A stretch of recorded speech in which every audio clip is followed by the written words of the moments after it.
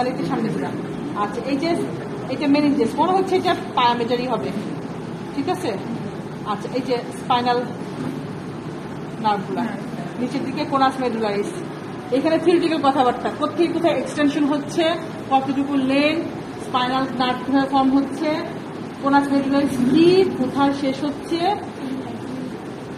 এগুলোতে তোমার দিয়ে দেবে স্পটিং। স্পটিং কিভাবে দিবে, এখানে বেঁধে দিল এটা কি, এখানে কি, এটা কি, এটা কি, এই বরাবর কি, অথবা ফিশারে বা সালকাসের দিকে দিয়ে দিল, একটা ফ্ল্যাগ দিয়ে দিল, চিকন ফ্ল্যাগ থাকবে সেগুলো দিয়ে দিল, ঠিক আছে।